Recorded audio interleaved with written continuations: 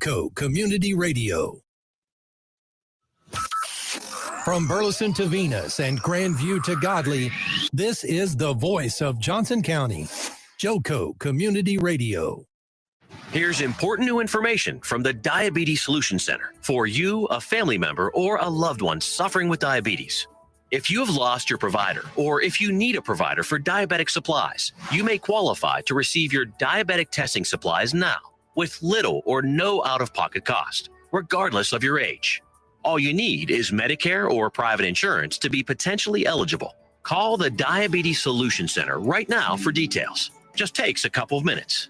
Our friendly, knowledgeable agents will give you free, no-obligation information, handle all the insurance paperwork, and make sure your supplies are delivered directly to your door for free. Call U.S. Medical Supply 24 hours a day. 800-597-9323. 800-597-9323. 800-597-9323. Call right now. 800-597-9323.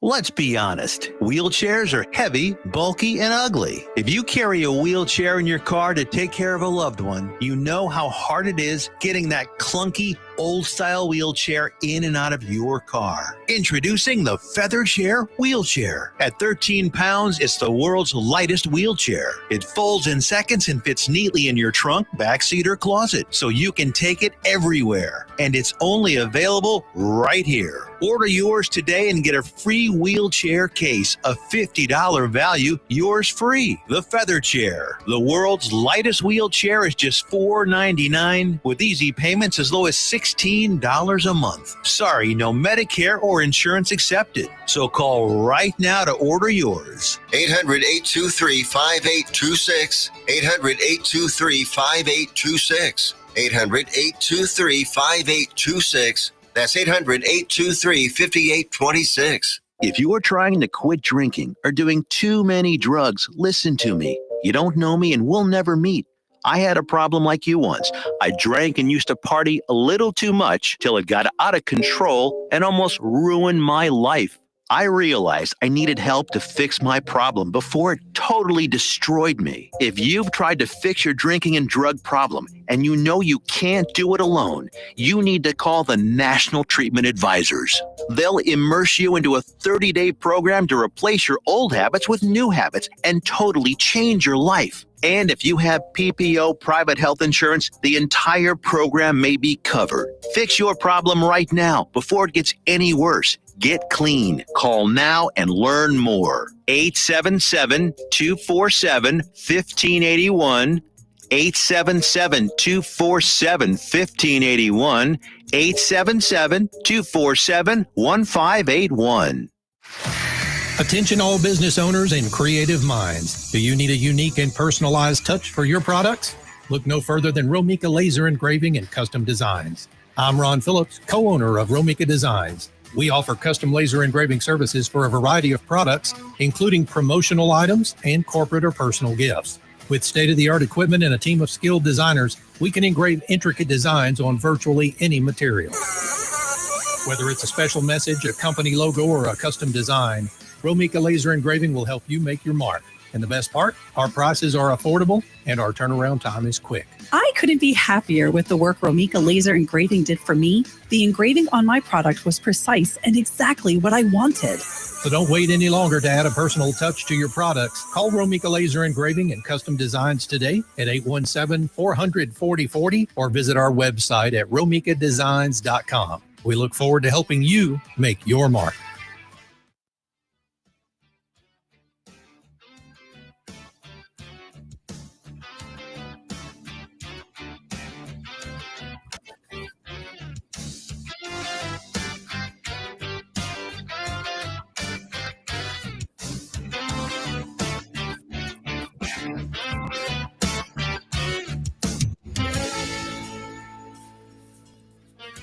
Happy Turkey Day Eve, everybody.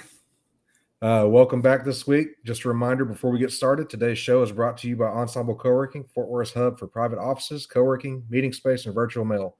Find your perfect workspace at ensemblecoworking.com. Bill, how you doing, my friend?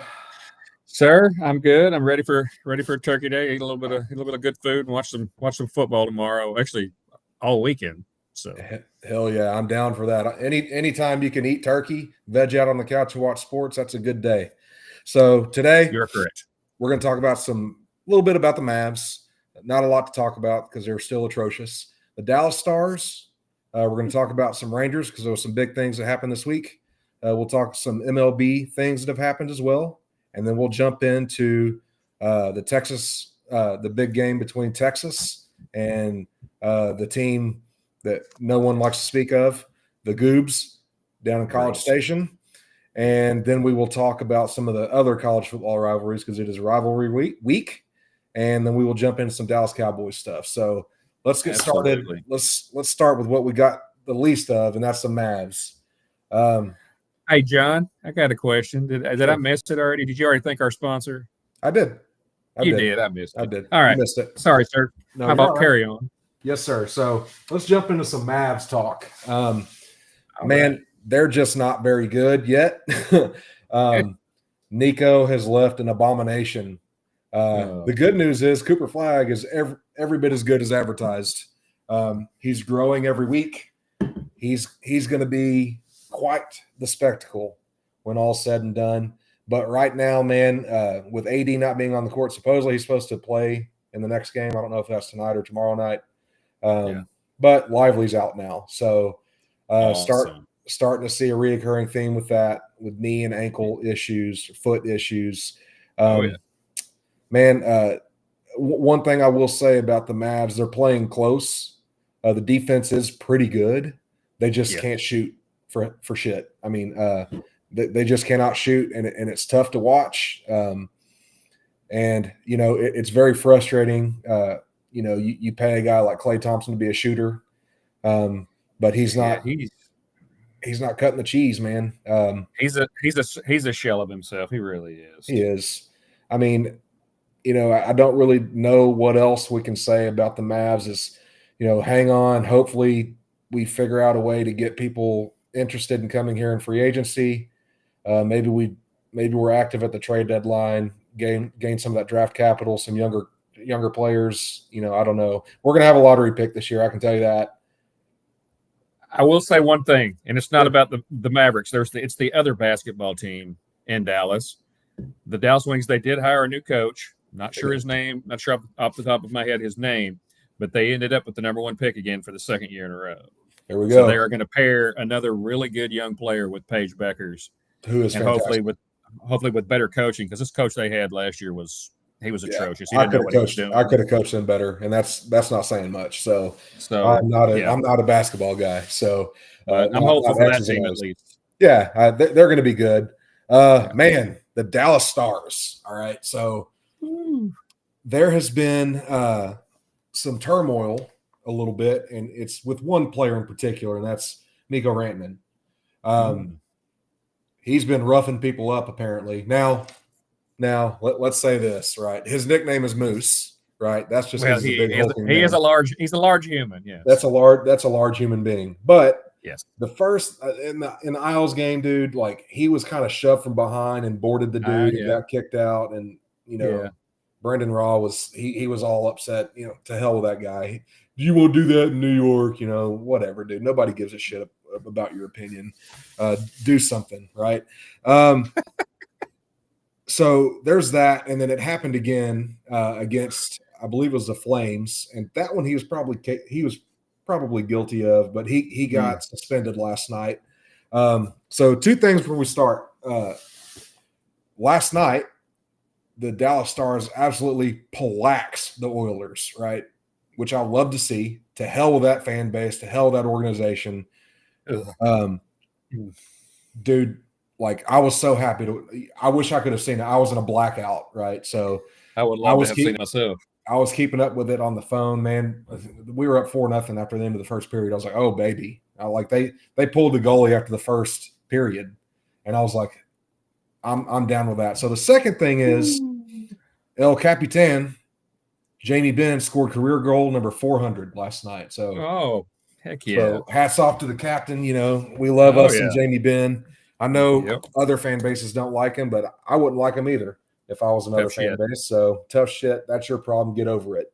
Exactly. He's ours. He's one of Dallas's sons, and we love him every bit of it. So, Yep. Agreed. man, I'll tell you this. I thought not having Nico was going to hurt last night. Clearly, it didn't hurt anything. Man, they won that game 8-3. 8-3. That's a freaking football score from the 80s. You know, like that. Yeah. That's an old Bears game. Yeah. You know, They obviously had a point to prove.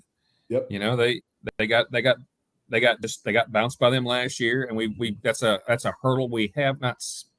Seems like we have not been able to overcome. Yeah. So yeah, I was happy. I was happy to see it. Now, I'll tell you this, right? So Robo scored last night. Wyatt Johnson scored last night. Bastion scored twice. Rupe Hint scored. Dude, I know that we talked about this last week, right? Robo, man, he's on a different level right now. Now he's been tearing it up. I know the rumor, like, hey, it's the regular season. That's what he does, man.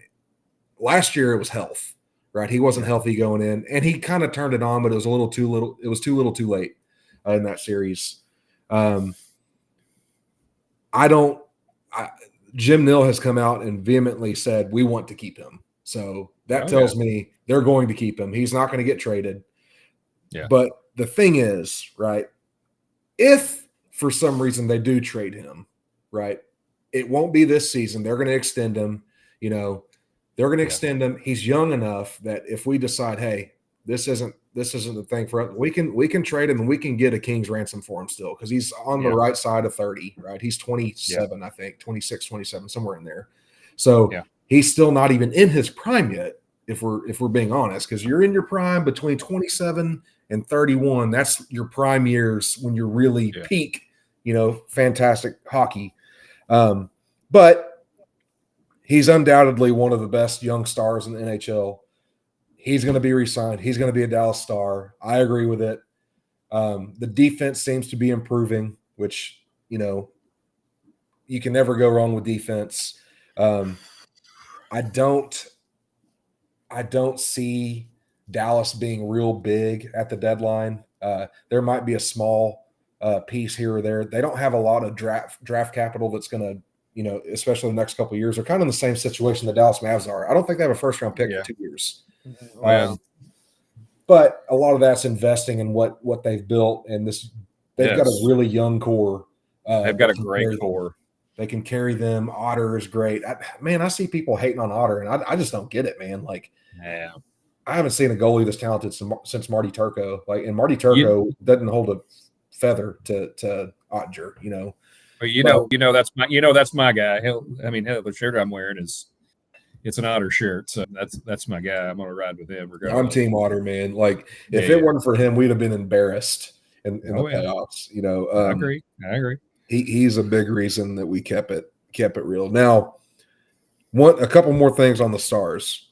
Have you seen the new Stars alternate jerseys that they released? I haven't. Holy crap, dude! It's dude. They're like throwback from the championship team 99. Like, they're black and dude, they are freaking sick. I'll send it to you, man. They are awesome. I forgot to send them to Tiffany so she could put them up, but man, they are sick, dude. I'd love to see that. So the photo shoot was Otter and then Jamie Benn. Man, dude, they were sick. Heck yeah. So the Stars, they play again tonight. They take on the Kraken, who so far this season, the Kraken are a pretty good team. I know they were good a couple years ago. And then they had a down year last year, but they're another team that's young. But, you know, they play at 10 p.m. tonight. When we get done here, I've got plans with the family to watch Stranger Things. That's what we're going to do. So wait, that's tonight. Oh, that's tonight. Yep. Sorry. I'm sorry. Thanks we nerded out there, not on sports this time, but thanks for the heads up, bud. Yeah, big Stranger Things fans. It's actually airing. It started at 7. They released it. So heck yeah. So that's all I got for Stars. You want to jump into some Major League stuff, and then jump into the Rangers. Now, before the show started, about an hour or two ago, reported on Bleacher Report and all the big ESPN, all that, the Blue Jays signed Dylan Cease to a 7-year, $210 million contract. He's what were he, do you have his numbers? What were his numbers last year? I know that he did not have the year that that everyone was expecting to have. He is he is a monster. He is a very, very talented player. He is. He was a guy that needed to get out of Chicago, and he did. But last season, I'll say this though, John. You pair him with Gosman and Yasavage. You know, if you get a full year of Trey Yasavage, Gosman. Who was our other big starter? And then Scherzer. Scherzer. Yeah, he was kind of but you pair that with this was a team that went to the World Series and they gave the Dodgers everything they wanted. They probably should have won that series. Yeah, I mean the Dodgers had $1 billion invested in their line in their pitching rotation. So but last season his WAR was 1.1. He was 8-12 with a 4.55 ERA. He started 32 games. He pitched 168 innings, 215 strikeouts, and a 1.327 WHIP. He's a strikeout guy. Yeah, he's not going to try and he's not going to pitch the contact guy. He's a power guy. He's going to try and strike you out. His numbers were a little elevated. He's a career, 3.88 ERA. So, he's a good pitcher. He's a good pitcher. He's gonna help them. I think he's gonna. Toronto's gonna be a bear again next year. Yeah, they're gonna be good if they can stay healthy. Now that's the key of staying healthy. That Savage kid, man. Go ahead. Sorry. If he's anything like he was in the World Series, they're going to be fine. Oh yeah. I saw that Sonny Gray got traded to Boston yesterday. I did see that. It's going to be a big pickup, and there's been rumors out there. I don't know that it's going to happen. I don't know how likely it is.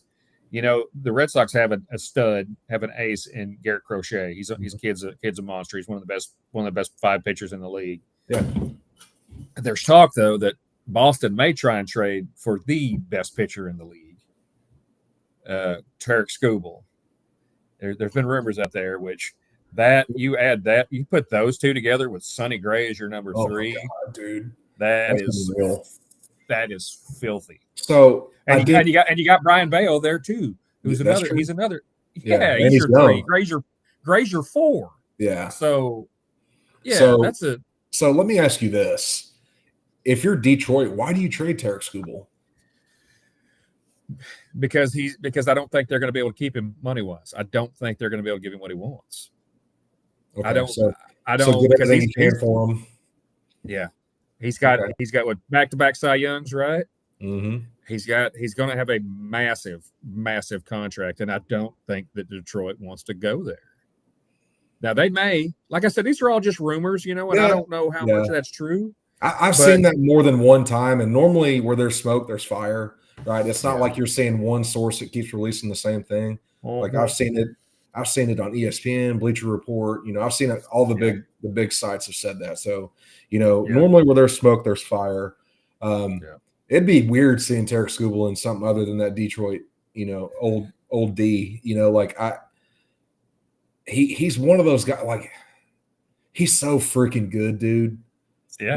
He is a game, like you talk about Ohtani being game changing, right? Because he can hit and he can pitch, but man, he's every bit as good as any other player. And I mean, shit, outside of Paul Skeens, like I might take Paul Skeens over Tarek Skubal because he's younger, right? But man, like talk about selfishly, I wouldn't be upset to see Skubal go because I am a Red Sox fan. Yeah. And if the Rangers are not going to contend this year, then I would be very happy to watch Boston beat the crap out of the Yankees on a regular basis. Our old buddy Nate's a Boston fan, and I've always had a sweet spot for Boston because they hate the Yankees. So we have that. They have that in common with the Rangers. Correct. So I think Boston and their fans, and Texas fans are pretty close.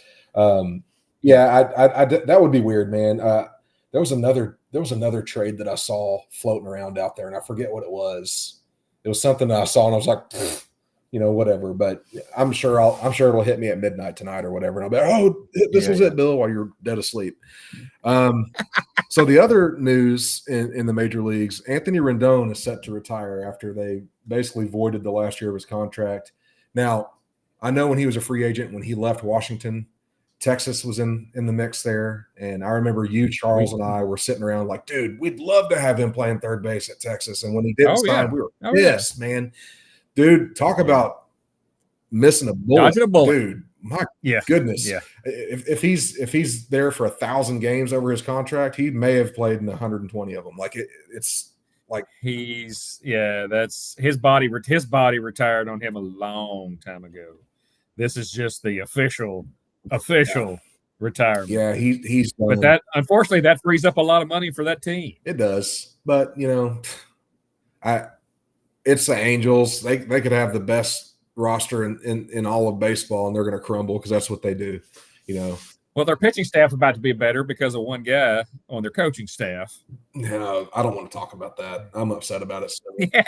Still upset. Yeah, I get it. But I still want to know why he chose not to stay. They wanted to retain him, and he chose to leave. So I think it's going to come down. I think it's going to come down to money. I don't know that they were going to give him what he wanted. They're cutting everywhere, John. And we're going to talk. Let's get into talking about the Rangers. Let's talk some Rangers baseball. Yeah, they're cutting money everywhere. They got Boch left, and they've hired Skip Schumacher. Mm-hmm. First time manager. Skip's not making it. He's not making a ton. I mean, he's not cheap, obviously, but he's not making a ton of money. Yeah. This last week, they had some guys that they're going to go to arbitration, but they didn't want to pay these guys what they were going to make in arbitration. And these are guys that two World Series champions, Adolis Garcia and Jonah Heim. Adolis they both had a couple of down years since the championship year, and they could have possibly traded him if they could have worked out a trade with somebody, but nobody picked them up. So, they're both free agents now, and they're both gone. That's a little hard because I'm a big Jonah Heim fan, and Adolis is always going to get a lot of love from me because he absolutely murdered the Astros. He'll always be the mayor of Houston. I don't care what you ripped their hearts out, and it was glorious. Yep. But they're both probably making a little too much for what they're producing. Yeah, so the salary doesn't match the production that they're supposed to be producing. I mean, defensively, Jonah Heim was fine. Offensively, he took like 5 steps back. Adolis, same thing. Like defensively, he's a Gold Glove outfielder. Still a stud, but he's just they weren't producing with the bat. To that end, they traded another one of your World Series champions, Marcus Semien. Yeah, hell of a leader in the clubhouse, solid player, but I think he's kind of started to hit his. He's been off the last couple of years, and I think he's starting to decline a little bit. You signed him to a big contract, and you traded him this week for another big contract, a guy that's significantly younger, and a guy that I do think is going to be able to help you. You're not saving a whole lot in the deal, but you are saving a little. And like you suggested, maybe that's a bullpen arm there with that savings. Yeah. It's Brandon Nimmo coming over from the Mets, just a 1-for-1 swap. There were no other players or draft picks. They also did get a little cash considerations with Nimmo. I think it was like $5 million or something like that. Yeah, which is going to help. That'll help. Yeah. But Nimmo had, he had 25 homers last year. He had a really good year. They've already said that he's going to slot in. He's been primarily a left fielder his whole career, but they've already said that he's going to slot in at right field. So you had him. There's your replacement for Garcia right there. You already had a ready-made replacement for Semien and Josh Smith, who's been a utility player. Josh Smith's he's a hell of a ball player. We are all very fond of him, and I think he's going to be just fine there. He's not going to give you the pop that Semien had, but defensively, he's going to be fine. And offensively, he's just, like I said, that's all he does is hit wherever you put him.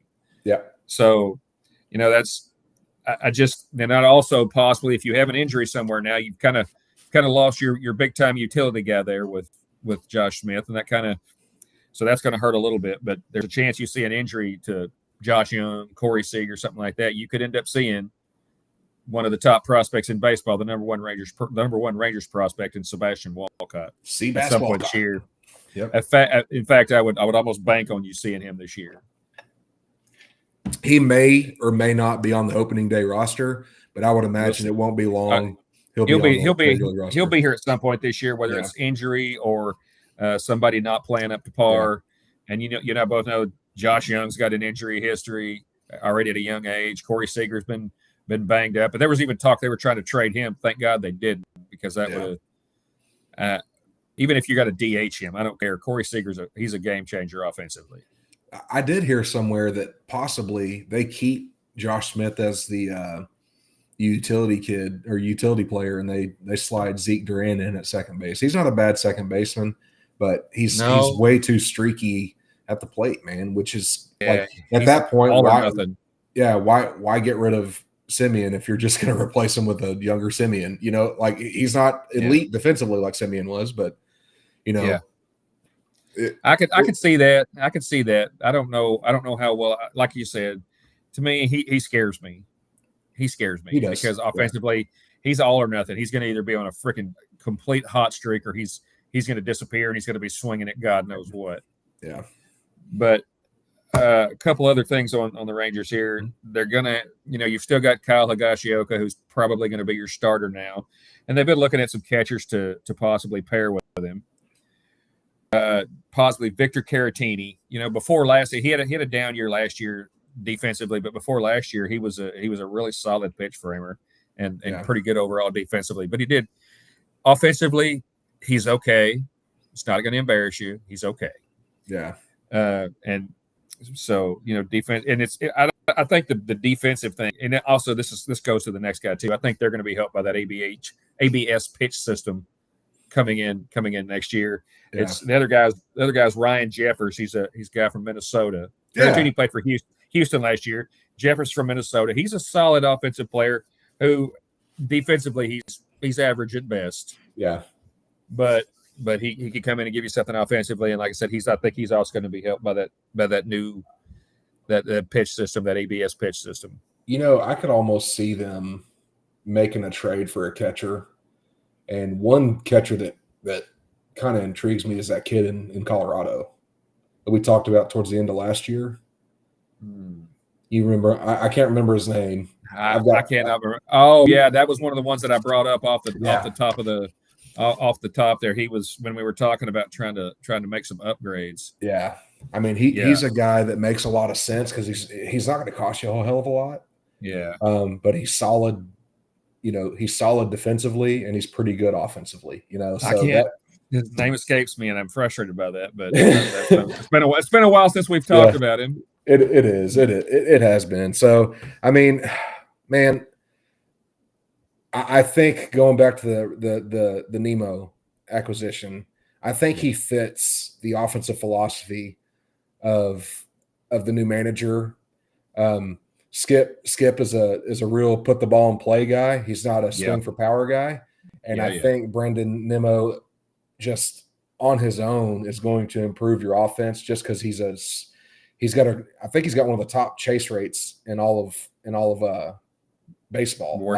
I.e. he doesn't chase, right? Yeah, right. He does not chase. Yeah. His strikeouts are true strikeouts, right? Like he's not. It's a real borderline pitch, right? So that's kind of going to be refreshing coming off a Adolis who at times swings out of his shoes, or Simeon just had a bad year. The World Series year was his best year. Defensively, he was always fantastic, but man, it's going to be weird watching an entirely new team outside of Corey Seager. DeGrom. You still got DeGrom. Still got hopefully Evaldi if he starts the season healthy. Yeah, I don't know what the rest of the staff is going to look like. But if you got those two guys at the front of the rotation, then they've got to be looking at Wyatt to take a step forward. Carter to try and stay healthy.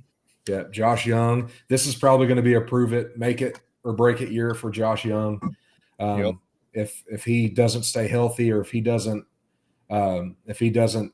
play as well as everyone expects him to, he's probably going to be a guy that's gone next season as well. Well,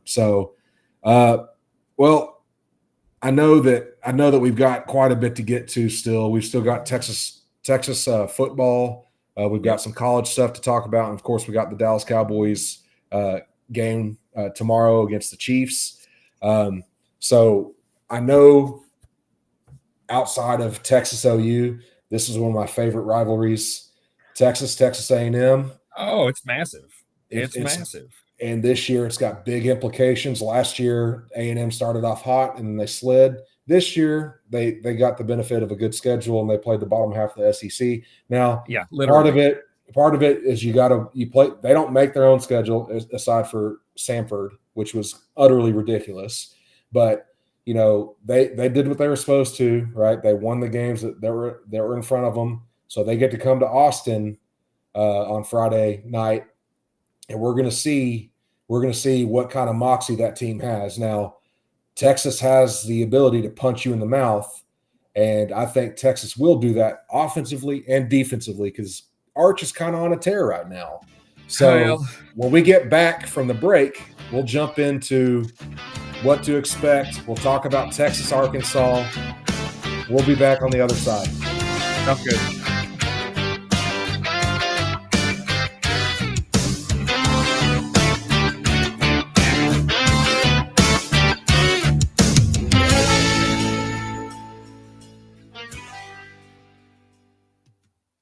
Hey travelers, do you want to save money on your next flight? Then pick up the phone and call. That's right, call, because the best prices are not online. They're with SmartFares. See, SmartFares has special deals with the airlines. When they have unsold seats, they use SmartFares to fill them. So you get airline tickets at ridiculously low prices. Our prices are too low to publish online. With the extra money you'll save, you can book another trip or treat yourself to dinner or shopping. So stop searching all of those travel sites to find the lowest price on your next flight. Let one of our SmartFares expert travel agents find ridiculously low prices for you. Call SmartFares today and get the best price on your next flight. Guaranteed. Also, save up to 50% off business and first class tickets. 855-325-1820. 855-325-1820. That's 855-325-1820. Have you ever met a single person in your life that enjoys paying taxes? No, no one does. If you can't sleep at night because you have a huge problem with the IRS, I've got some free advice for you. This service is strictly limited to individuals that owe the IRS $10,000 or more in back taxes. And if you qualify, we can guarantee that you won't be writing a big fat check to the IRS, or our services cost you nothing. The first 100 people that call today will get a free tax consultation worth $500. Stop worrying about your IRS problem. We can help you, we promise. Call the tax doctor right now. I mean right now to learn more. 800-240-4587. 800-240-4587. 800-240-4587. That's 800-240-4587.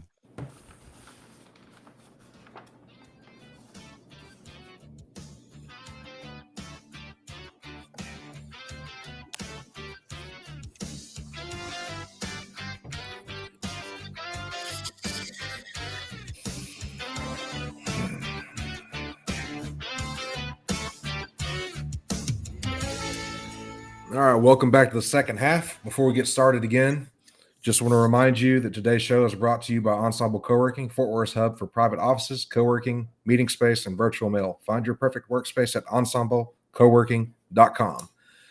So before we jump into the Texas A&M game, let's talk a little bit about that Texas-Arkansas game last weekend. Yes, sir. Well, once again, another strong showing from your Texas Longhorns, especially offensively. I won't say it's a strong showing from the defense because you gave up 37 points to one of the worst defensive teams in the country.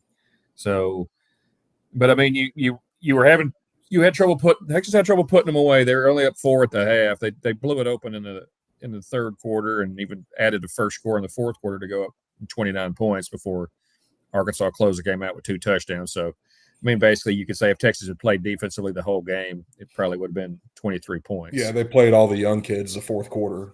I mean, yeah. So, you know. but they weren't good defensively. They gave up too many chunk plays against a team that is not that talented. Now, but before you hammer on them too hard, Arkansas is the most explosive offense in the country. Statistically, they are the top explosive offense in all of college football. I don't know if you're aware of that, but it is true. You can look it up. Okay. They're the top explosive offense in college football.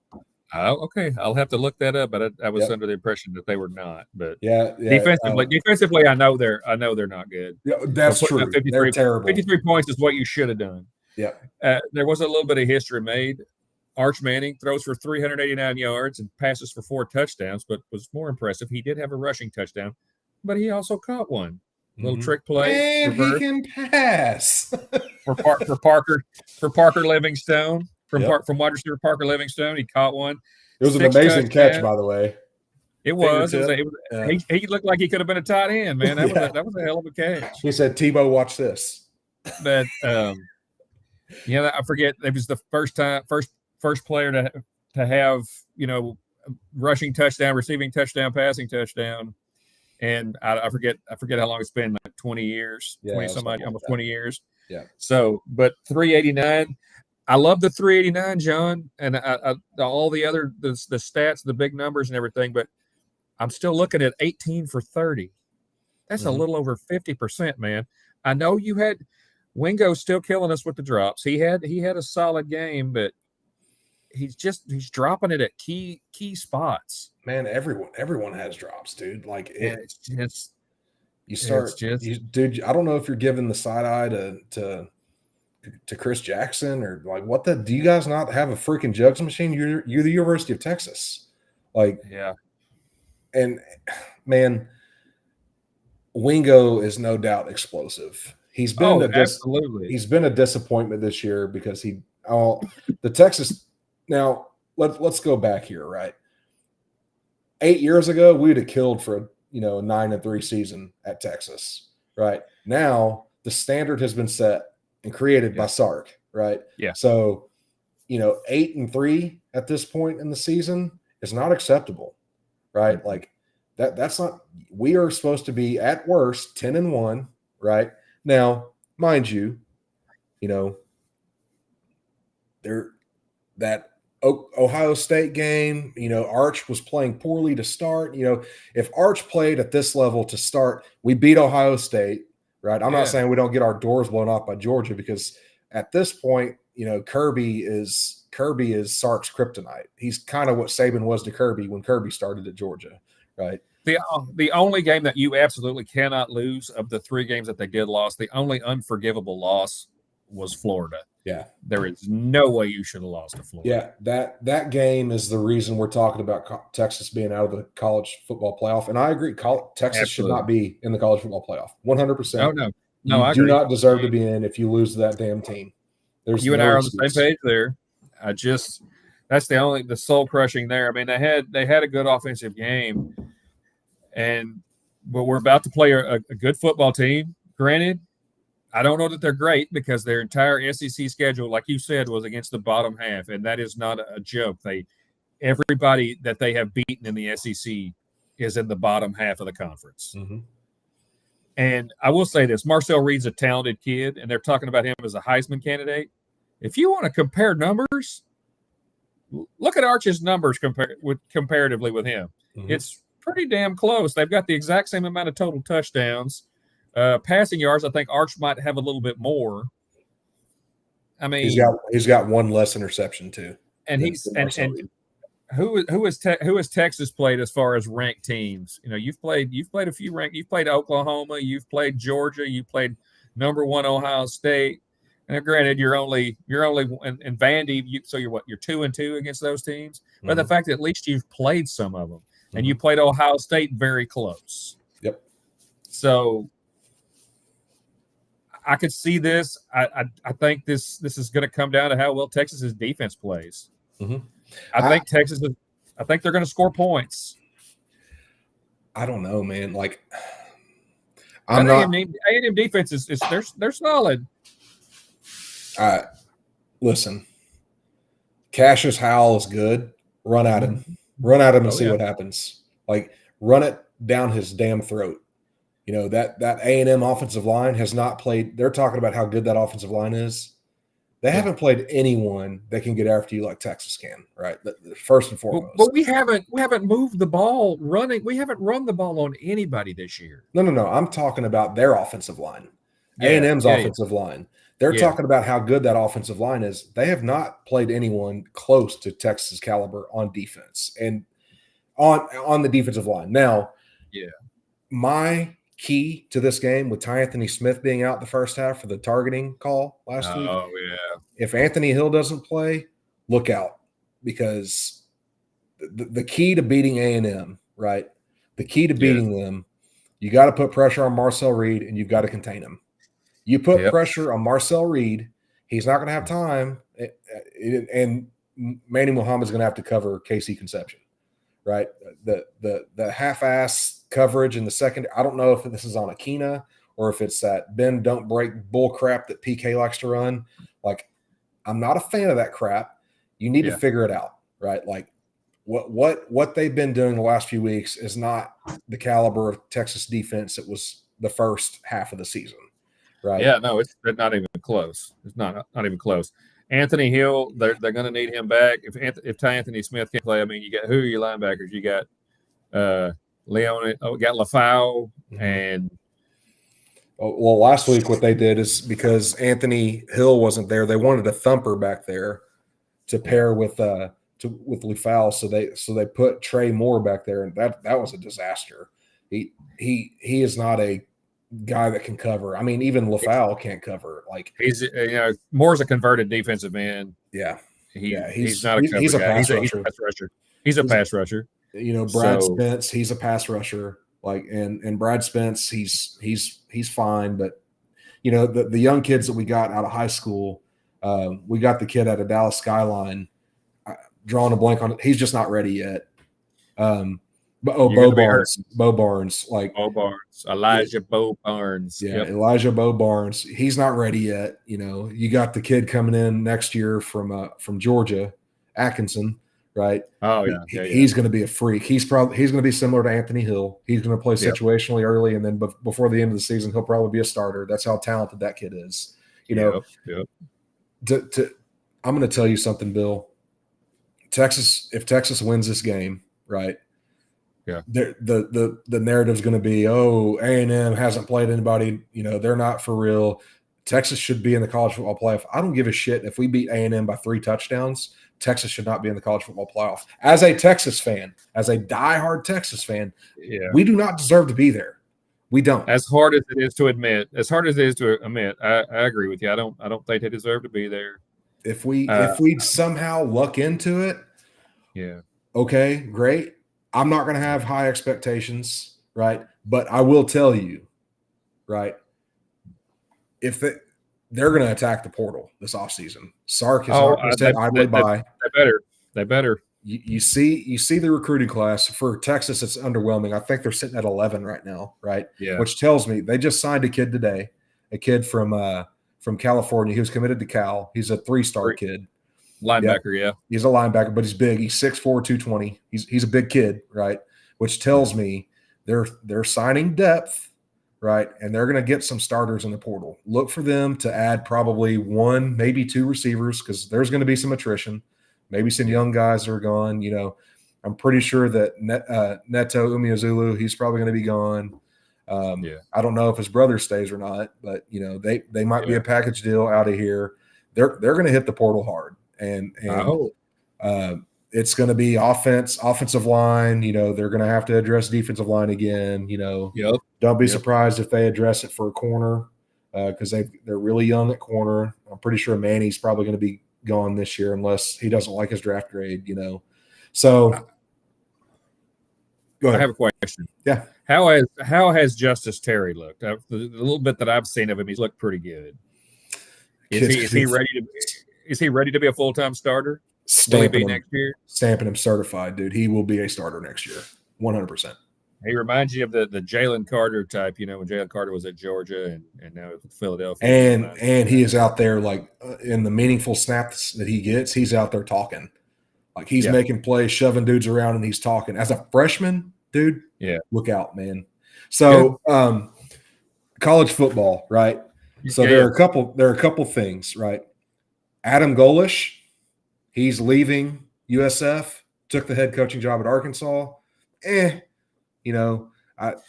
Whatever. That's a dead end job in my opinion, because they have high expectations there. They have all the Walmart money, they have the Jerry Jones money, but you're going there and you think you're gonna go compete with these teams in the SEC every week, and you're just not, unless you see even Florida, who's a college football blue blood, they're struggling, man. Yep. Vandy has come up. Kentucky had a good year or two, and then now they've fallen back to obscurity. Yep. You've got a lot of good teams that, in other conferences would be a lot better. I know, and I will say this. Everybody wants to talk about the Big Ten. Look how good they are. They got the top 2 teams in the country. Hey, that's great. But look at the depth of the SEC. Mm-hmm. They cannibalize each other because you have 8 to 10 teams every year that are monsters.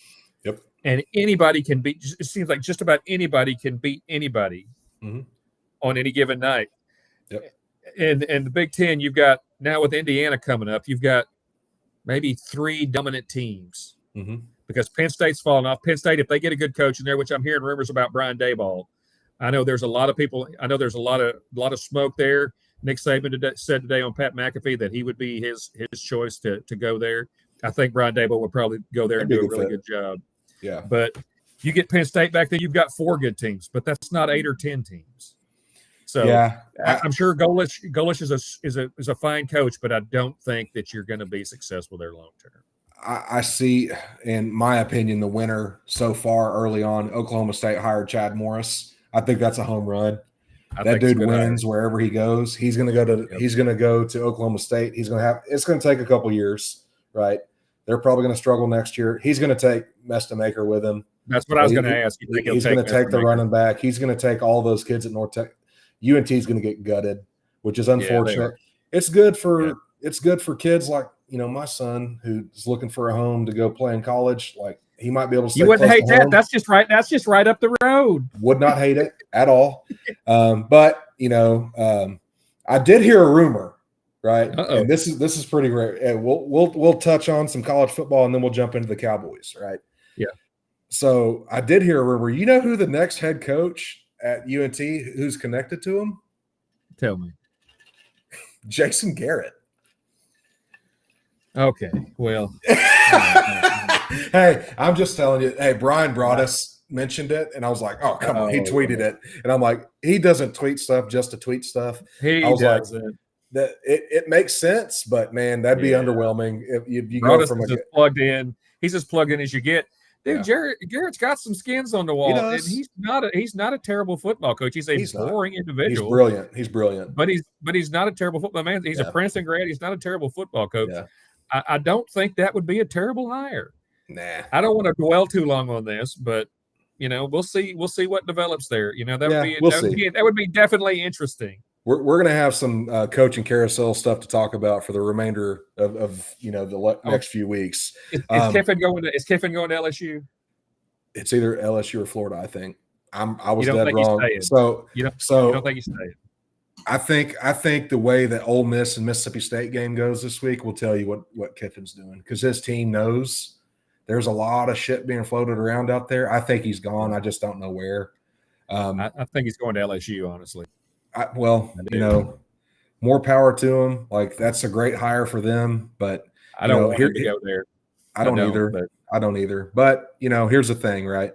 This week is rivalry week. We've got Ole Miss, Mississippi State, and I said Mississippi State is pesky, and I said, do the Ole Miss rumors factor into that decision there? You got Georgia. You got Georgia Tech, right? No. Nobody outside of Georgia cares, honestly. Yeah, I know, but Georgia Tech always gives them problems, always. And Brent Key's a hell of a football coach. They're going to be pissed off after that Pitt game. They're going to come ready to play. If Georgia overlooks them, look out. Under Kirby Smart, I don't think they're going to. So I'll leave that. That's true. Ohio State, Michigan. Can game. Day break his curse? I mean, that's his bugaboo, man. He cannot beat Michigan. Win a national championship, but you can't beat Michigan. Right. You got LSU, Oklahoma. I mean, Ooh. OU's offense is meh, but LSU's team is meh, is what I put. Florida State. You got the Iron Bowl, Bama and Auburn, which that's always a coin flip. You got Vandy, Tennessee. You know, I know there's a couple more in there. Virginia, that could be Virginia a fun game. Yeah. That's big right here where I'm at. Yeah. That's going to be fun. Yeah. So it's going to be fun. Let's talk some Cowboys because we only got a few more minutes and I've got quite a bit to talk about. Yep. So, all right. Dallas, man, it started off about as bad as it could start on Monday.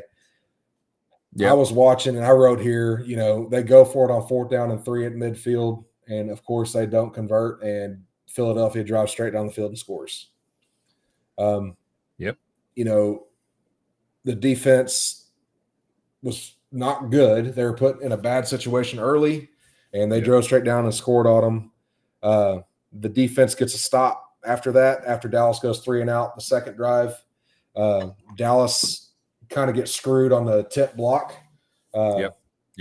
They don't call it.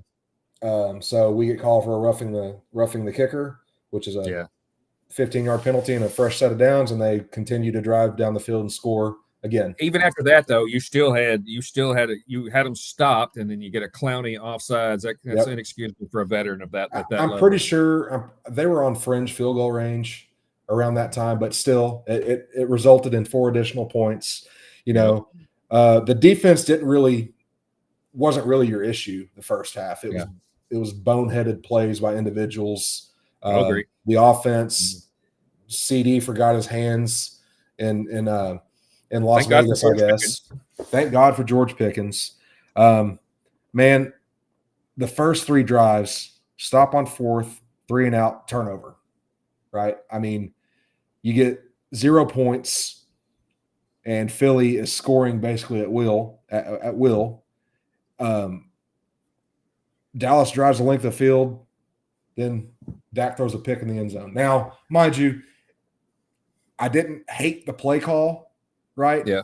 There was a defensive hold that Philadelphia got away with that basically propelled him to catch that ball.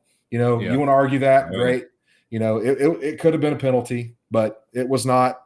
They turned it over.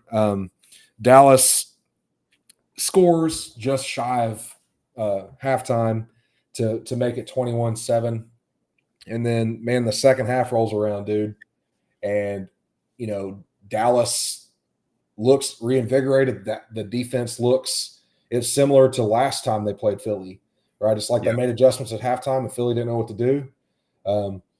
Man, Dallas just pinned their ears back and got after the quarterback. Quinnen Williams is a problem.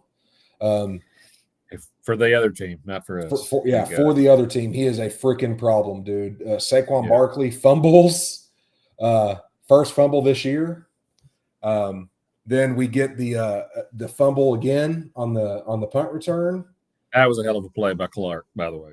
Man, they show the play. The kid gets pinned twice in one play, doesn't stop, runs down the field, hits the kid, forces the fumble. We recover it.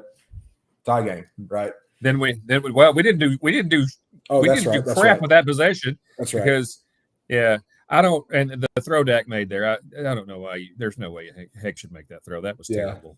But anyway, all that being said, he got it done when it mattered. Yeah, Dak got it done when it mattered.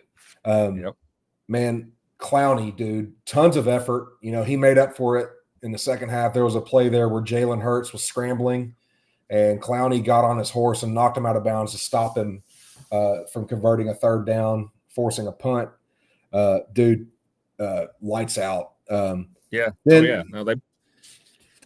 there was a play too where I got frustrated where they were dropping back to pass and freaking Nakobe Dean just runs straight through Javonte Williams and sacks Dak Prescott. And I'm like, dude, what are we doing here, man? Like, if you look later in the game though, that same thing happened, and he got and Williams bowed up and got enough of Dean, and Dak got a big completions, and it was the same type of play. Yeah, I mean, so, I'm not going to throw stones at Javonte. Like, he's been well above what he was signed to be here. Like, he's revitalized his career here, you know. Dude, all I have to say is, oh my God, George Pickens, dude. He's a beast. We've been really lucky to have him. He's special. Like, that looks like a steal. Pittsburgh going, damn, what did we do here? Like, we gotta re-sign him. We got to re-sign. It's going to happen. We got plenty of cap space to do it. The team's young. Outside of that, we've already re-signed the lineman. 2 first-round picks still this year. We've still got 2 first-round picks that we're going to undoubtedly add to the defense. Dude, like, the future is bright. You know, Dallas. This is something that we haven't been able to say in a while. Dallas, like, Jerry Jones won the Micah Parsons trade. Oh yeah, I'm gonna say, he won it, and everyone that was pissed off at him, you know, he's got those gray teeth, and he's laughing through his liver spotted face, and like, you know, he won the trade, man, and yeah, I'll tell you, dude, like, Dallas won that game with guts, and that is a team that in the past has not won with guts since Parcells was there. We have never had the intestinal fortitude that Shoddy has given this team. So who wins this week? Because you are playing the vaunted Kansas City Chiefs at home on Thanksgiving tomorrow. Who Kansas wins? City looks mortal. They do not like the Kansas City of old. Now, I will say they fought through and earned it last week against Indianapolis. Indianapolis, I was skeptical, but Indianapolis is a good football team. Indianapolis had them dead to rights, and they let them come back. Yeah. I think Indianapolis is a team that's doing better than it really should be. I think next year Indianapolis will be really good. This year, I think that they kind of got lightning in a bottle, right? Yeah. But I do think that I think the game is going to be a good game tomorrow. Man, I saw somewhere that Kansas City has a 67% or 65% chance to win. I'm like, dude, what? Judging off of what? They're 3-point favorites, which, as you know, the home team always gets 3. Mm-hmm. So take out that 3, you add the 3 to Kansas City. They're thinking Kansas City's at least a touchdown better than Dallas. Unless someone's hurt that we don't know about, I don't see it. Yeah. I think it's a field goal game, one way or the other. They're not running the ball on us. No. Because we have gone from 28th in the league before Quinnen Williams got here to we are 2nd in the league now. Mm-hmm. Because we just held 2 really good running backs in Ashton Genty and Saquon Barkley to very, very little production. Yep. So and they ain't got anybody on that offensive line that scares you. I think that's what gives me confidence that Quinnen Williams and Kenny are going to feast on that offensive line. Yep. You get pressure. Like I said, pressure in the face of the quarterback is going to bother him. And I'm sticking Demo, and I'm having him follow Travis Kelce everywhere he goes. Yep. So because Kelsey's lost a step, Demo will hit him in the mouth. That's one way you stop Travis Kelce. You hit that son of a bitch in the mouth. He doesn't like it. He's soft like his girlfriend or fiance, whatever you want to call her. Oh Lord! God help me, Harley. Better not hear me talk about her. She's a Swiftie. You better not. You better not. That girl. She's a Swiftie. I say Dallas wins by a field goal. They could surprise us. Dallas is hot right now. I mean, they were playing with the emotions of Marshawn Nealon. That was our first home game since the Nealon passing. And I don't know if I said this before. People that are watching, it's okay to not be okay.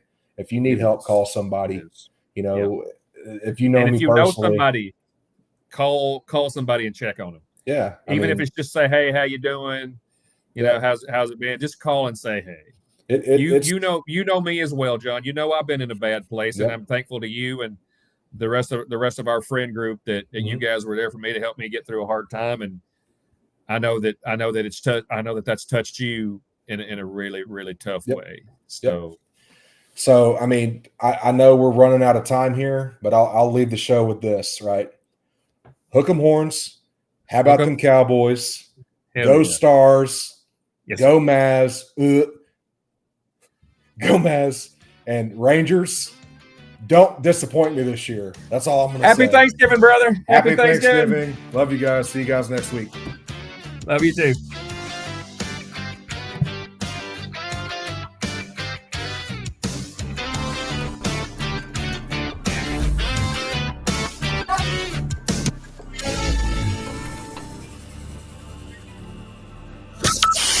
From Burleson to Venus and Grandview to Godley, this is the voice of Johnson County, Joco Community Radio. Why have thousands